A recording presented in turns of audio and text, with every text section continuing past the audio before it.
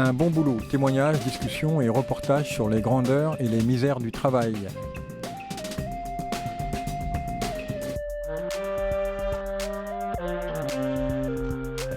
Y a-t-il des bons boulots? Qu'est-ce qui caractérise un bon boulot ou au contraire un sale boulot? Épanouissement, reconnaissance, insertion sociale, créativité, maîtrise d'un métier, sentiment d'utilité, ou bien aliénation, émiettement du travail, perte de sens, management toxique, burn-out, dépression. Qu'est-ce qui fait la différence? Le travail lui-même, ses conditions d'exercice ou les possibilités offertes à une personne de s'y investir et d'y gagner une certaine autonomie. Le sujet est vaste et délicat quand il s'agit de témoigner.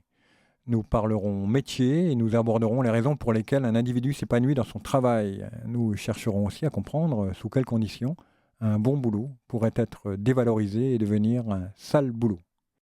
Aujourd'hui, nous sommes avec Glenn Lejoly, cofondateur et gérant de la microbrasserie en bière inconnue. Bonjour Glenn. Bonjour et bienvenue. Merci.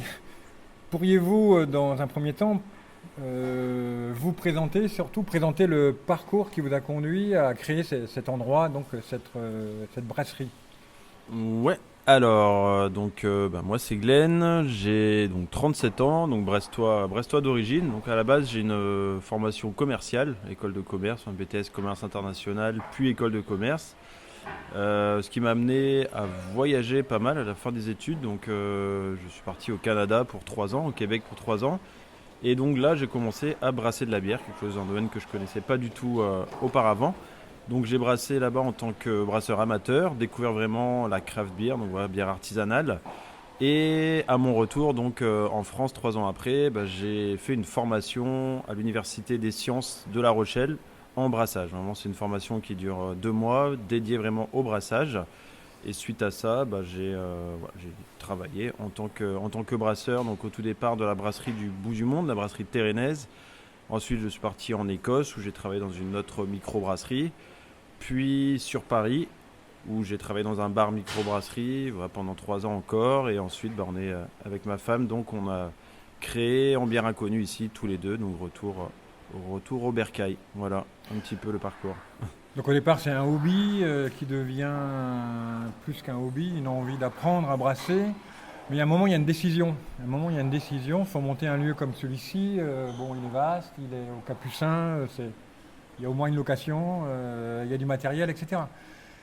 Il faut plus qu'un parcours. Enfin, comment la décision se fait de décider d'être patron, en fait, de créer sa boîte, parce que c'est plus facile. Enfin, au départ, c'est plus facile d'être. Vous avez déjà été employé dans différents endroits. Qu'est-ce qui fait qui déclenche l'acte de fondation de cette entreprise? Oui, déjà, le fait de devenir employé en tant que brasseur, c'est vrai que moi, comme je dis, j'ai une formation commerciale, mais c'était pas du tout quelque chose dans lequel je m'épanouissais vraiment. Donc, le brassage, j'ai vraiment accroché. Donc, en faire mon métier, c'est devenu assez vite une évidence. Et ensuite, j'ai vu, dans mes différentes expériences, mes relations, j'ai vu pas mal de collègues créer leur brasserie, leur microbrasserie. Et c'est vrai que ça m'a donné envie de gérer mon propre truc, de le faire à ma sauce, parce qu'employé c'est très bien, c'est bien pour apprendre, mais après on n'est pas non plus 100% autonome, je dirais, on n'a pas les décisions sur tout. Ouais, et puis moi l'idée c'est de créer un lieu différent, c'est pas juste une microbrasserie, c'est à la fois une cave, un atelier pédagogique, enfin voilà, et c'est un lieu, c'est un concept qui n'existait pas vraiment, donc en fait fallait que je le crée. Ouais. On peut détailler, c'est un endroit où on vient acheter de la bière. Enfin, moi, c'est comme ça que je l'ai découvert. Ouais, il y a plusieurs choses. Donc nous, on est une brasserie, donc on vend nos bières sur place. On a une gamme qui tourne. En fait, on n'a pas de production régulière. On change, on fait des nouvelles bières tout le temps. On a une cave à bière, donc on vend des bières artisanales, donc nos bières, mais pas que. On vend des brasseries artisanales d'un petit peu partout dans le monde, donc des locales, mais pas que, des bières du monde entier. Et on a une partie atelier de brassage où les gens viennent passer la demi-journée avec nous pour apprendre le brassage. Donc on leur explique tout de A à Z et ils repassent ici un mois après pour récupérer leurs 17 litres de bière. Donc il y a vraiment multifacette. Ouais. Du point de vue métier, ça fait 3 métiers au moins. Vous êtes gérant commercial, enfin faut savoir ce que c'est un plan comptable et savoir faire du profit. Ouais. Vous êtes manager. Combien de personnes travaillent ici? Donc là, on est 2 gérants avec ma femme et puis on a en ce moment un employé et une apprentie. Donc, Voilà, bon, puis on est 4, en général on est 4. Ouais. c'est une petite équipe. Ouais. C'est quand même une équipe. Ouais. Et vous êtes brasseur. Oui, aussi. Alors pour aller plus loin maintenant, on va vous suivre et vous allez nous faire visiter le lieu. Alors faut essayer de le restituer. Il fait quoi, 100 mètres carrés 165, quoi. Ouais. Ouais. 165 mètres carrés, je sais pas. Ça semble pas si grand. Ouais. Et puis bon, là on est à un bar. On est accoudé au bar qui est à la fois le bar et le comptoir pour acheter, c'est ça? Ouais, alors c'est plus le comptoir, hein, parce que nous on fait pas bar, il n'y a pas de consommation sur Oui. place. Voilà, mais c'est vraiment le comptoir, le point un peu central aussi, notre contact avec les clients, je dirais. Et après, bah oui, on va faire le tour. On va continuer, ouais. Ouais, Donc, donc là, la moitié, je dirais, du local, c'est la partie vente vraiment, donc c'est la partie cave. Donc nous, on a pris la décision dès le départ de ranger, parce qu'on a beaucoup de références, on a plus de 250 références de bière, de les ranger par style de bière.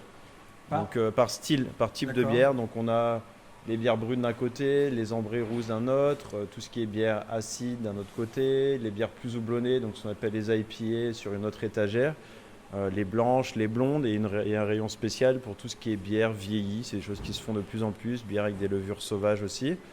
Donc on trouvait ça intéressant parce qu'il y a des gens, ils boivent que des brunes par exemple, bah, ils savent, voilà, faut que je me Oui, dirige vers cet endroit-là. Bon, peut-être un mot de description. Moi, je vois des étagères avec plein de bières partout. Ouais, des étagères avec des bières partout, c'est le concept. On est sur une ambiance bois, métal. Ouais, le sol est en béton. Le sol est en béton. Il y a un plafond très élevé. Ouais, il y a de la hauteur de plafond. Après, c'est sur de la récup. Là, il y a un touret pour nos bières. C'est un touret pour les grosses bobines de câbles qu'on a récupéré sur un chantier à côté, juste avant l'ouverture. On a bricolé quelque chose avec des palettes aussi. Enfin voilà, l'idée c'est qu'on n'a pas fait appel à un architecte, on s'est pas ruiné en mais meubles. le résultat est Ouais. alors on va se diriger peut-être vers là-bas, qui est l'endroit où on fabrique, c'est ça, hein? Ouais, c'est ça. Donc là on arrive sur la brasserie, la partie brasserie. Donc il y a deux pôles, je dirais. Ici, donc on a 3 tables en inox avec des robinets eau chaude, eau froide en face. Donc là c'est la partie atelier. Donc là, la partie atelier, c'est là où les gens vont passer la demi-journée avec nous pour brasser leur bière. Donc nous, on peut accueillir 12 personnes en même temps. En gros, les gens viennent par binôme. On va faire fonctionner 6 cuves en même temps. Et donc chacun va repartir avec 17-18 litres de N'importe bière. qui peut apprendre comme ça? Ouais, bien ça sûr. dure une journée, c'est ça? Ça dure une demi-journée, ouais. Une D'accord. demi-journée, 4 heures. N'importe qui peut venir ici. Faut qu'il ait payé au préalable, qu'il ait réservé. Non, ça, on a un calendrier assez chargé, mais oui, j'ai vu, il y a la réservation sur le site web aussi, c'est ça? ouais, c'est ça. Les gens réservent soit en boutique directement, soit sur le site. Et du coup, on fait 3 sessions dans la semaine, mais on va en rajouter parce qu'il y a un peu d'attente. Donc, on n'a pas envie que les gens aient à attendre autant que chez un ophtalmo. Donc, l'idée, c'est qu'on en rajoute. Mais oui, on a des bons retours. Le bouche à oreille fonctionne bien. Et puis, les gens sont contents de leur bière en général. Donc, après, les gens choisissent ce qu'ils veulent brasser. C'est pas nous qui imposons la bière. On a une quinzaine de recettes différentes et ça va de la blanche à la brune, des légères, des fortes. Enfin, l'idée, c'est que les gens repartent avec une bière qui leur plaît en général. Ok, alors là-bas, on entend une machine qui fait du bruit. Ouais, là on est dans la partie vraiment brasserie, micro-brasserie. Donc nous on brasse sur une installation anglaise qui est plutôt simple, plutôt basique, qui équipe beaucoup de brasseries en France. Et on brasse donc sur du 400 litres. Donc 400 litres par 400 litres par brassin. Donc quand on embouteille une bière, ça nous fait à peu près 400 litres de bière finie. Tous les combien alors? Et du coup, nous on a 2 fermenteurs. Donc le processus de fermentation dure 1 mois en général. Donc c'est vraiment ce qui nous bloque entre guillemets. Donc en fait on fait 2 nouvelles bières par mois. D'accord. Donc vous faites 400 litres par mois? 800 litres du coup par mois. Ouais. 800 litres 800 litres par mois, ouais. Ah, ça fait pas mal. 800 litres par mois et on écoule les 98%, on le vend sur place ici. Donc ceux qui font leur bière, ils l'ont 1 mois après, c'est ça? Parce qu'après, ça doit... c'est D'accord. ça. Ceux qui font leur bière viennent la mettre en bouteille 1 mois après et ensuite ils attendent une quinzaine de jours avant de pouvoir la boire. Ils sont capables de la refaire chez eux avec une cocotte minute et... Ouais, c'est faisable. Il y a beaucoup de gens. Nous, on propose aussi ici tout ce qui est matières premières et matériel pour les brasseurs amateurs. Il y a une grosse communauté de brasseurs amateurs, de gens qui brassent à la maison et qui font des super bonnes bières. Des fois, ils nous en ramènent et franchement, c'est très très bon. Donc on peut faire de la très bonne bière à la maison. Après, ça sera toujours différent en fait. Plus on brasse en petit volume, plus ça va être compliqué de refaire 2 fois la même chose parce que chaque paramètre fait que ça va influer. Et puis si c'est pas le même matériel, ça sera forcément Oui, différent. oui, oui. Mais on peut faire de la super bière à la maison. Ce qui est important, c'est vraiment le nettoyage, la désinfection. Donc, Oui, vu c'est qu'on ça. parle de fermentation, il faut qu'on soit le plus stérile possible. On va retourner au bar et on va continuer sur le métier, enfin vos 3 métiers en fait. Ouais. Métier de commercial, pour pas vous planter. Métier de formateur et métier de brasseur. Alors première question. Oui, alors l'expression c'est un métier, c'est une expression que j'aime bien. Là. Un métier, ça met en avant les connaissances, des savoir-faire nécessaires à l'exercice de son travail. On imagine bien, je sais pas, moi, aujourd'hui il y a quelqu'un qui est venu réparer ma chaudière, moi les gestes précis. Une demi-heure plus tard, tout est fait. On imagine des menuisiers, etc. Et on peut imaginer un brasseur. Ouais, bah nous au niveau brassage, ça va être vraiment ce qui est important, c'est connaître ses matières premières déjà, le malt, les levures, les houblons. C'est vrai qu'il y a énormément, il y a plus de 300 houblons différents, des levures, on les compte par trentaine, des maltes, c'est pareil. Donc il y a vraiment une infinité de combinaisons possibles de bières. Donc le savoir-faire du brasseur, c'est savoir assembler tout ça. Le brassage, c'est de la cuisine, hein, c'est de la cuisine avec en plus la partie vraiment nettoyage, désinfection très importante. Donc ça, c'est bien connaître aussi les process. C'est vrai que Oui, malheureusement, en brasserie artisanale, ça arrive des fois qu'on tombe sur des bières contaminées. Quand on dit bière contaminée, c'est des bières où la fermentation a mal été maîtrisée et il y a une bactérie qui est venue fermenter ça et du coup ça donne des bières un peu vinaigrées, acides. Donc voilà, il faut jeter quoi. faut jeter. Ouais. Mais à 800 litres par mois, c'est artisanal, c'est C'est clair. artisanal. Ouais. Ouais, Mais il y a une ouais. dimension industrielle quand même de process qui est pas si simple. Tout ça c'est formalisé quelque part. Enfin, Ouais, après, nous, ça reste un petit peu différent parce que on fait pas 2 fois. Si, ça arrive qu'on refasse 2 fois la même bière, mais on n'a pas de gamme régulière. Donc les collègues qui ont des gammes régulières, eux, vont chercher à optimiser, optimiser vraiment l'eau, le malt, le houblon, etc. pour oui, ressortir plus de bière. On arrive dans des économies d'échelle. Nous, on est un peu sur un process différent où on est plus dans la création, mine de rien, 800 litres, ça représente un peu, mais pas énormément. 800 litres d'accord. par mois. Donc nous, c'est vraiment, moi je pense, ma grosse force, entre guillemets, c'est vraiment innover, créer toujours des nouveaux types de bières, découvrir un petit peu tout. Et ça, c'est des choses que j'ai acquis en bossant notamment sur Paris, dans le bar microbrasserie, où là c'était pareil, on n'avait pas de bière, on avait des bières régulières, mais on changeait, on faisait des nouvelles bières tout le temps. Donc c'était un peu l'innovation avant tout. Ouais. Ça permet une belle transition vers le savoir-faire sur la question de la bière. On le voit, il y a un process à maîtriser, il y a le risque de cette contamination là où il faut être propre comme dans un laboratoire de science en fait. Ouais, ouais, ouais. Et il y a la partie commerciale, puisque vous avez choisi, c'est un business model, si on peut parler grossièrement. C'est pas l'industrie, c'est pas Coref même. Non, ouais, ouais. Alors pourquoi, enfin j'imagine bien que c'est personnel, mais c'est aussi, pas seulement peut-être, quel est quel savoir-faire en matière de business model, en matière d'école de commerce vous avez mobilisé pour vous définir dans un créneau, ou alors peut-être ça s'est fait comme ça totalement, mais je crois pas. Ouais, après, moi du coup dans le métier, c'est vrai que quand j'ai fait la formation, là, ça fait presque 10 ans maintenant.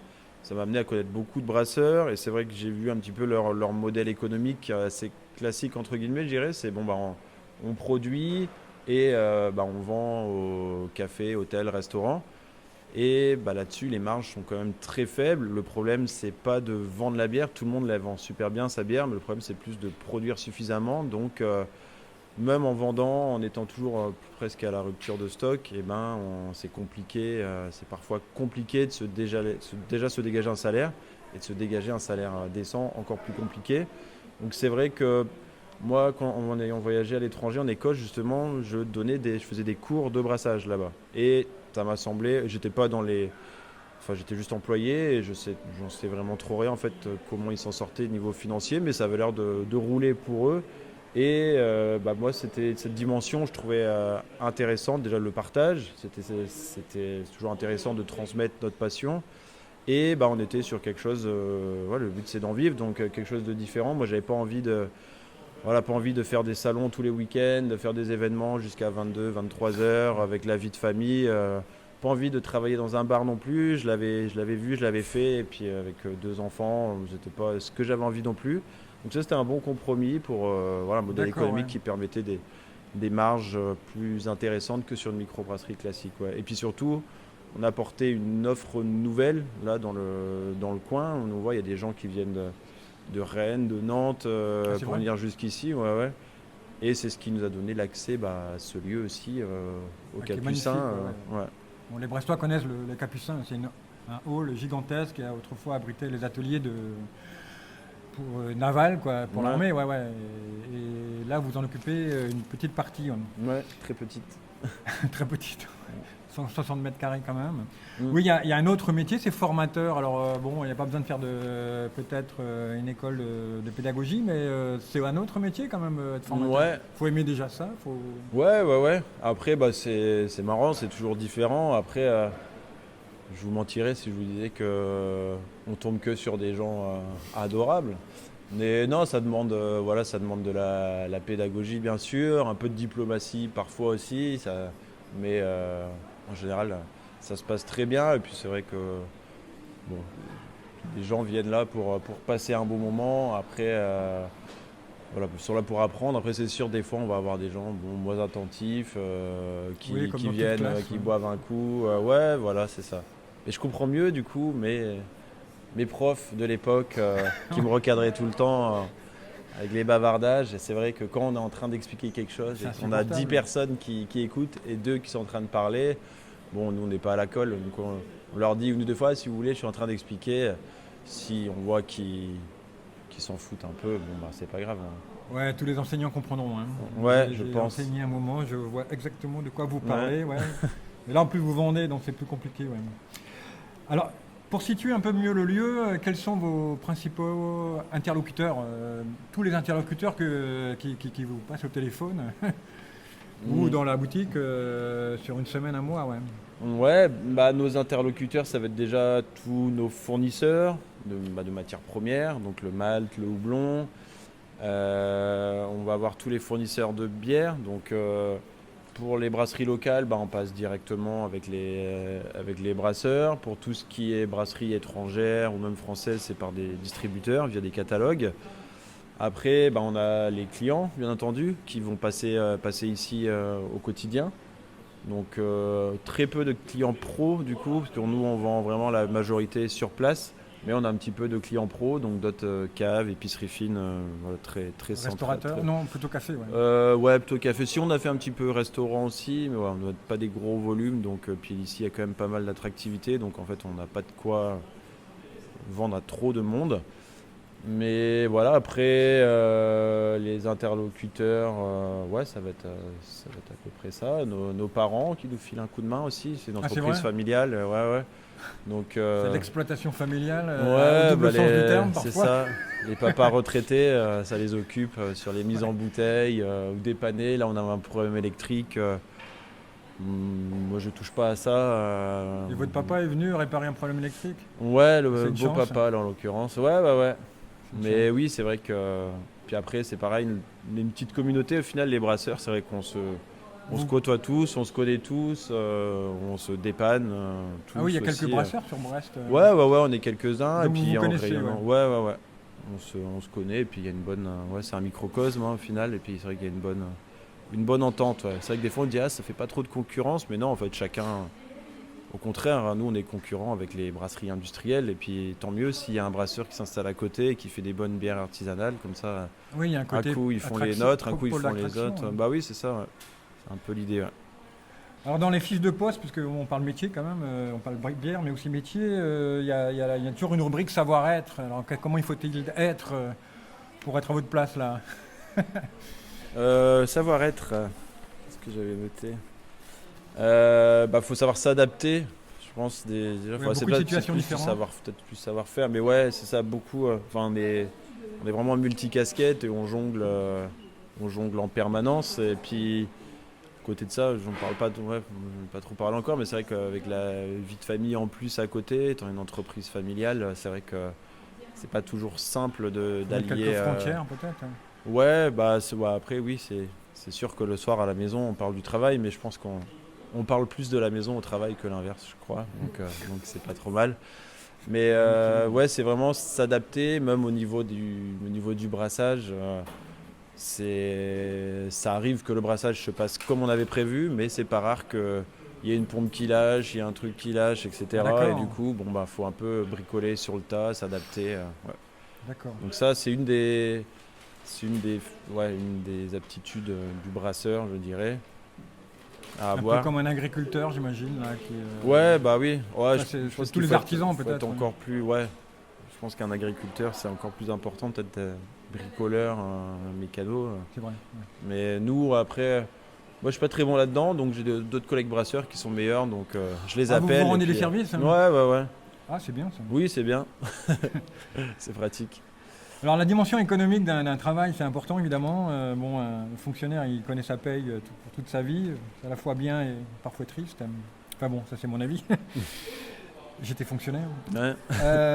Ouais, est-ce qu'on peut gagner sa vie correctement, voilà, avec le projet que vous avez? Enfin, c'est pas un projet, avec la réalisation, avec cette microbrasserie. Est-ce que vous êtes deux, vous êtes votre femme, vous et deux employés. Est-ce que tout Ouais. le monde a son salaire? Ouais.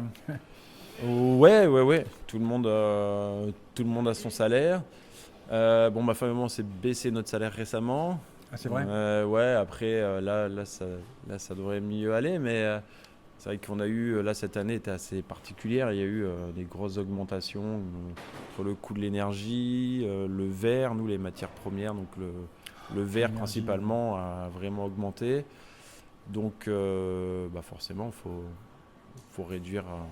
Hmm. Faut Vous ré- qu'on pouvez réduit les répercuter charges. sur les coûts des bières aussi, mais enfin bon, là les clients ne suivent pas jusqu'au bout. Ouais. Ouais, c'est ça, on est déjà sur des produits quand même haut de gamme, hein. Ouais. On est sur des bières voilà, entre 3,50, 4 euros, là 33 centilitres. Bon, Oui, je pense ouais. que ça sert à rien d'aller augmenter ça. Donc non, on cherche à réduire nos coûts. Et puis et voilà, pour que l'activité soit pérenne, bah, si ça demandait de baisser un petit peu, mais bon, tout en permettant quand même de vivre et puis de faire survivre la famille aussi. Et quand vous discutez avec votre banquier, il voit les choses au rouge ou non, et ça va, il a confiance.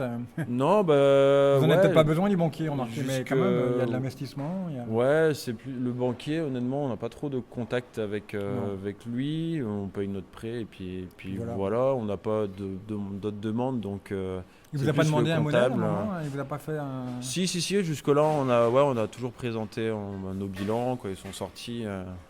Voilà, mais en gros, on a toujours été très en positif. Et puis là, cette année, on finit en déficit et c'était la première fois. Il y a D'accord. plusieurs choses qui expliquent. Le début de l'année était hyper calme aussi. Et puis on voit depuis septembre, c'est reparti. Donc là, on n'est pas, Ouais. voilà, on n'est pas inquiet pour l'avenir. Mais c'est vrai que là, il y a eu un petit. Ça a freiné un petit peu. Mais Il y a de l'inflation aussi. Ouais. ouais, il y a de l'inflation. Les gens, forcément, c'est peut-être moins la priorité d'aller consommer des bières artisanales plutôt que de se nourrir en premier lieu, forcément. Ouais. Alors maintenant, on va rentrer dans la partie, parce que moi, ce qui m'intéresse, c'est de savoir pourquoi les gens travaillent, mais au-delà de l'argent, le plaisir au travail et ce qui rend le travail parfois pénible aussi. Donc, on peut peut-être, parmi les multiples difficultés auxquelles vous faites face tous les jours, hein, je sais pas, une panne de pompe, un client qui continue à bavarder avec l'autre pendant le stage de formation. Je sais pas, enfin, les difficultés sont multiples. Il y a des difficultés qui sont intéressantes et d'autres qui sont moins intéressantes. Est-ce qu'on pourrait en citer une où vous avez un problème, mais ça vous grandit, ça vous donne de la compétence, c'est un problème qui est plutôt positif, on va dire, dans la mesure où ça fait partie du métier. Est-ce que Ouais, bah là, ouais, comme on parlait un peu là, vraiment sur le côté un peu technique, vraiment au niveau brassage, technique matériel, je dirais. C'est vrai que honnêtement, moi j'ai commencé le boulot de brasseur, j'étais vraiment zéro en bricolage. Et depuis, avec Ah ouais. ouais, ouais. Toutes les expériences, bah, j'ai travaillé sur quatre matériels de brasserie différentes, certaines hyper high-tech, d'autres au contraire très basiques. Et ben voilà, j'ai appris de chacune des expériences et maintenant, ouais, je sais que s'il y a quelque chose qui lâche ici, bon, bah, je saurais C'est vrai. je saurais m'en sortir parce que là on est sur un matos plutôt simple aussi, donc démonter une pompe, choses comme ça, voilà, je suis capable de le faire. Il y a 4-5 ans, j'aurais été incapable de faire ça. Donc Ça, c'est ça c'est gratifiant. des Ouais. ouais, ça c'est des choses. Bon bah quand ça arrive, au début c'est un peu la fin du monde. Maintenant bon bah voilà, on sait que on va réussir à s'en sortir. Il y a des choses qui seraient moins gratifiantes, mais qui sont aussi difficiles. Mais bon, enfin, je sais pas moi. Bah ouais, après des fois c'est vrai que le contact, je pense que tous les gens qui bossent dans le commerce on le dirait, mais c'est vrai que des fois le contact avec les gens ou passer 20 minutes à expliquer quelque chose, voilà, et puis en fait se rendre compte que la personne soit n'a pas écouté, soit n'a pas compris un très trop mot de ce qu'on expliquait au niveau des bières, voilà.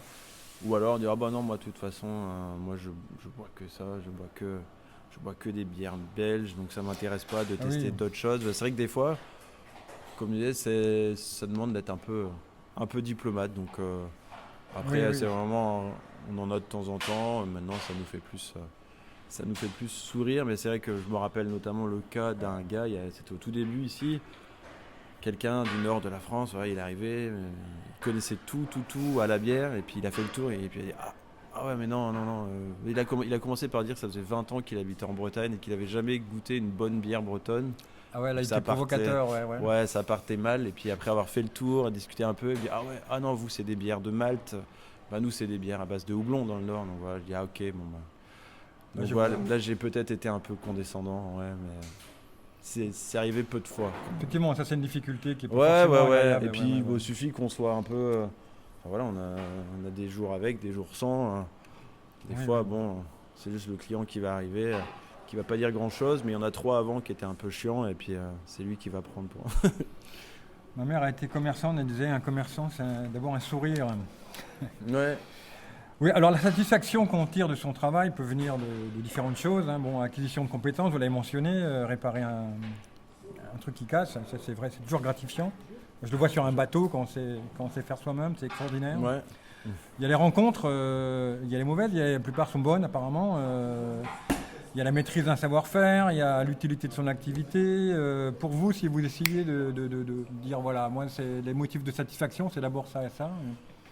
Bah nous les retours voilà les retours des clients, des collègues brasseurs, de notre entourage, des amis, familles sur nos bières vraiment à la base, c'est vrai que voilà, on fait ce métier brasseur, bah, c'est pour faire des bonnes bières, c'est vrai que d'avoir les retours parce que c'est bien que ça nous plaise à nous, c'est bien que ça plaise à papa et maman, mais c'est bien que ça plaise surtout aux Ah oui, gens oui, oui, oui. en dehors, qui sont totalement objectifs.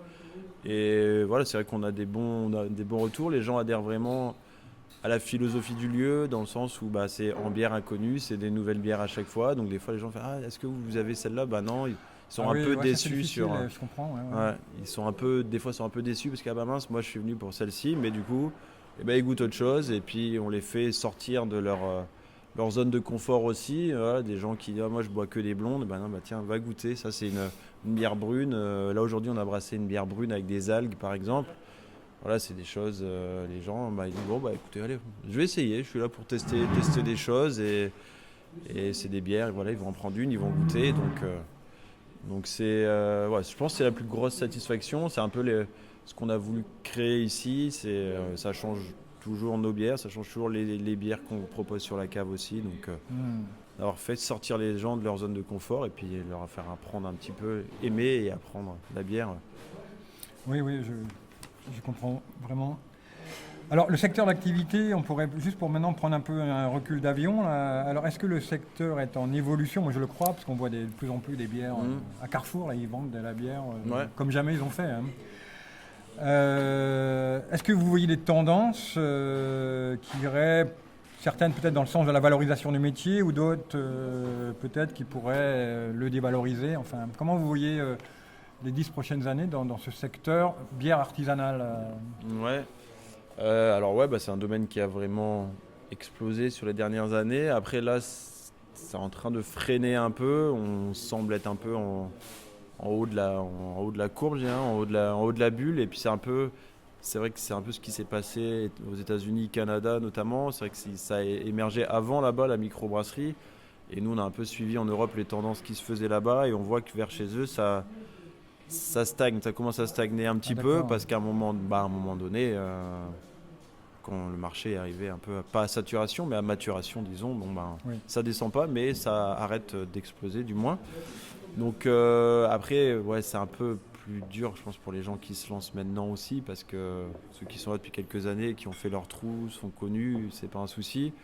Mais comme on en parlait, il y a beaucoup de microbrasseries implantées, tout augmente. Ouais, les marges sont encore plus réduites qu'auparavant.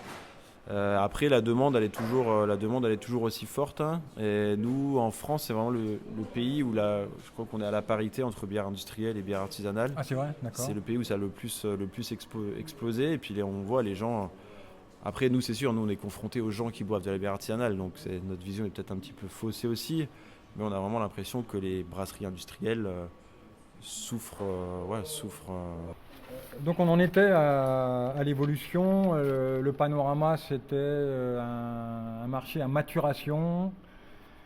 Euh, voilà, donc c'est un peu inconnu en fait, parce que la maturation, ça veut dire que c'est plus en croissance. Ouais, c'est ça. C'est Mais ça, c'est ça. ça marche toujours, ça marche toujours, voilà. Et puis bon, il y a aussi le coût de l'électricité, enfin de l'énergie qui a eu des impacts sur le verre, sur l'électricité, Ouais, ouais, etc. ouais, c'est une période. Ouais, mais c'est un peu flou, disons. Ouais, un peu D'accord. flou. Donc vous faites ce métier, voilà, cette brasserie, vous l'avez montée il y a combien de temps?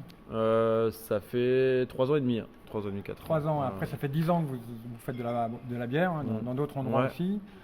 Si vous regardez il y a 10 ans et maintenant, donc 37, bon, voilà, 27, de quelle manière ce métier qu'est-ce qui vous a apporté là, sur 10 ans?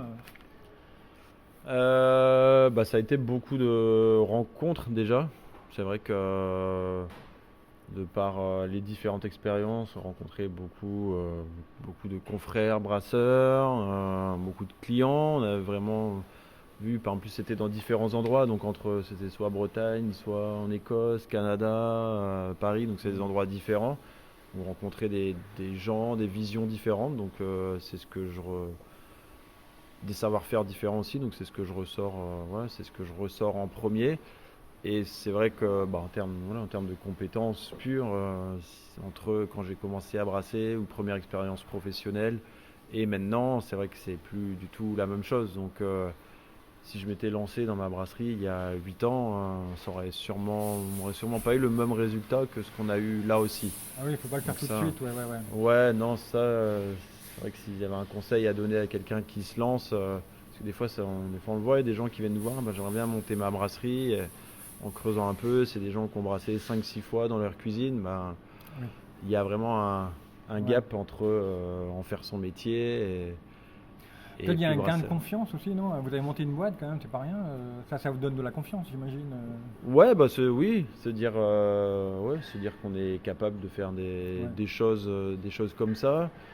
Je me dis que du coup, ce que j'ai fait, mes études et mes expériences professionnelles avant, ça m'a pas servi à rien non plus, même si Ah c'était oui, ça quelque part. réaligne tout, ça donne Ouais, sens finalement, c'est même à ça. des études qui semblaient un C'était peu, un plan. même le commerce. Ouais, je l'avais pas vu, mais c'était un plan en fait que j'avais C'est ça. inconsciemment. Ouais. Mais oui, c'est vrai que c'est gratifiant, de pouvoir en vivre en famille en plus, dans un endroit comme Ouais. ça, en faisant ce qu'on aime. C'est vrai que Là, c'est vous pas. êtes né en plus à Brest. Ouais, ouais. Donc c'est vrai que c'est pas donné à tout le monde, donc on mesure la chance qu'on a. Ouais. Alors, si vous donniez un conseil à un jeune sur d'école de commerce, il a déjà brassé un peu, mais bon, pas beaucoup, plutôt dans sa cuisine. Je sais pas, 3-4 conseils ou 2-3-4 conseils vous lui donneriez si voulait vous suivre ce chemin-là? Ouais, comme je disais tout à l'heure, hein, déjà essayer d'aller voir un peu ce qui se fait ailleurs dans d'autres brasseries. Ouais, C'est pas du tout la même chose de faire 20 litres à l'occasion dans son garage, sa cuisine ou brasser dans une brasserie. On- Selon les modèles de brasserie, on va vite tomber dans du travail d'usine au final aussi. Si on a une gamme régulière, ah on oui, va ouais. essayer d'optimiser, en tirer le plus possible. En fait, Brasser, c'est sympa, mais après, il faut embouteiller, étiqueter, livrer parfois. Donc voilà, donc c'est vrai que il y a quand même beaucoup de choses à prendre en compte. Après, moi, je trouve ça épanouissant aussi, les sessions d'embouteillage. On est là, allez hop, on est sur le front toute la journée, et puis à la fin, bah, quand c'est fini, Ah oui. Ouais, on dit, ah bah voilà. c'est pas une corvée, ça? Bah après, nous, c'est pas une corvée parce qu'on le fait 2 fois par mois.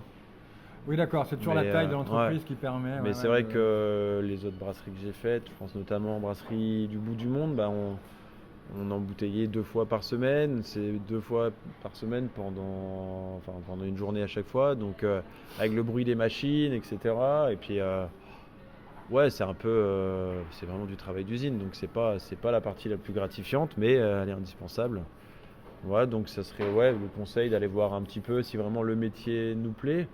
Là, on a eu le problème entre guillemets, la question qui s'est posée pour un brasseur de Côte d'Armor. Lui, il faisait autre chose à côté. Il travaillait avec les enfants. Il avait monté sa brasserie. Et en fait, là, il faisait des super produits, super bières. Et en fait, bah là, il s'est rendu compte qu'il était plus épanoui à travailler avec les enfants. Et du coup, il va continuer à brasser en tant qu'amateur, se faire plaisir, faire des choses différentes, mais juste en tant que brasseur amateur, parce que il s'est rendu compte qu'il était plus épanoui dans son métier. Et donc, à il la change de base. métier, là. Donc il revient à ce qu'il faisait au préalable. Ouais. Il D'accord. revient à ce qu'il faisait au préalable. Et après, d'un point de vue plus technique, c'est vrai que quand on brasse à la maison, bah, des fois on va faire. L'idée, c'est de faire des bières créatives, faire des bières qui nous font plaisir. Ah oui. Si vous montez votre brasserie, que vous avez votre gamme régulière, bah, ça va être un peu différent. Vous allez peut-être faire des bières qui vous plaisent moins aussi pour plaire au plus grand nombre. Voilà. Donc c'est des choses à prendre en compte. Je pense que c'est important de se confronter à la réalité en allant bosser dans des brasseries. Et puis après, si le métier nous plaît, les différentes tâches, et ben go quoi. Ouais, il faudra qu'il fasse de la comptabilité aussi. Ouais, il faut faire, tableaux Excel, de la comptabilité. Après, c'est vrai qu'on est entouré. Nous, on bosse avec un cabinet comptable, donc Ouais, tous ils les prennent, histoires de TVA, etc. Voilà, bon, c'est eux qui s'en chargent. Mais oui, il y a toujours, comme on disait tout à l'heure, qu'on est multicasquette. Faut faire de la RH, faut faire de la compta, comme faut nettoyer les égouts. Et voilà, donc c'est vrai que bon, on change. On c'est pour switch ça que vous vite, faites quoi. ça, en fait. Ok, ben, merci beaucoup. Glenn Le Joly, c'est en brasserie inconnue, en bière En inconnue. bière inconnue, ouais. Au Capucin, en arrivant sur la gauche. Ouais, c'est ça. Et ben merci à vous. Ben, Prochain portrait, prochaine histoire, prochain métier, au prochain numéro de Un bon boulot. Témoignages, discussions et reportages sur les grandeurs et les misères du travail.